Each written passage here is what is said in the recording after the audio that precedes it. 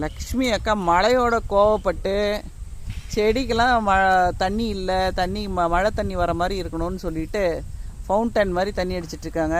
அதில் குஷியாகிட்டு இருக்கிறவங்க இப்போ வந்து நாங்கள் கடலை செடி இந்த பக்கம் ஆக்சுவலாக எங்கள் கீரை செடிக்கு கொஞ்சம் விடுறீங்களாக்கா? கீரை செடிக்கும் அக்கா விடுறாங்க, மழை நீர் மாதிரி விடுறாங்க. அதில் வந்து எங்களுடைய கொய்யா மரமும் தண்ணி பட்டு அதில் கீழே விழுகிற மாதிரி. ஸோ கீரைலாம் அக்கா கீரை மேலே தண்ணி விட்டோன்னா கீரை சூப்பராக தெரியுது இப்போது. ஆமாம்,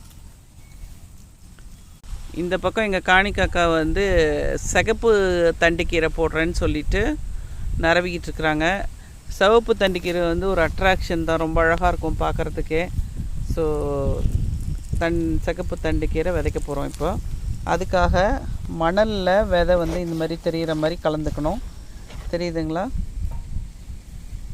கீரை விதைகள் வந்து மணலில் இப்படி தெரிகிற மாதிரி கலந்துக்கிட்டால் கிட்ட இருக்காது.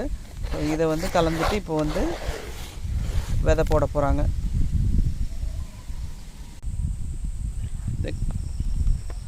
கீரை விதை கலந்ததை எடுத்து கொடுத்தாச்சு. காணிக்காக்கா வந்து கீரை விதையை போடுறாங்க. நம்ம முருங்கைக்கீரை நட்டு வச்சோம் இல்லைங்களா, அதெல்லாம் வந்து துளுப்பெடுக்குது இப்போ தான்.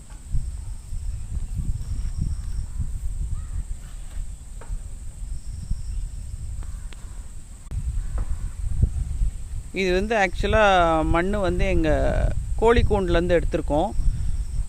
இது வந்து கோழி எச்சம் வந்து ரொம்ப நல்ல நியூட்ரிஷியஸான ஒன்று.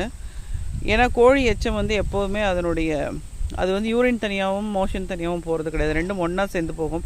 அதனால் நம்மளோட செடிகளோட வளர்ச்சி நல்லாயிருக்கும். அதுவும் கீரைக்கு எஸ்பெஷலாக இது கொடுக்கும்போது நல்ல ஒரு வளர்ச்சி இருக்கும். ஸோ அந்த மணல் தான், அதான் மணல் மாதிரி ஆகிடுது அதுங்க மிதிச்சு.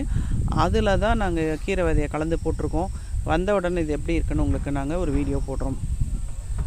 காணிக்காக்கா 2வது பாத்தியில் சிறுகீரை போடுறாங்க. சிறுகீரை போட்டுட்டு அதை மண் தொலாவி விட போகிறாங்க அக்கா. நெல் தொலாவுற மாதிரி தொலாவி விட்டால் தான் கீரை விதை மண்ணுக்குள்ளே போகும்.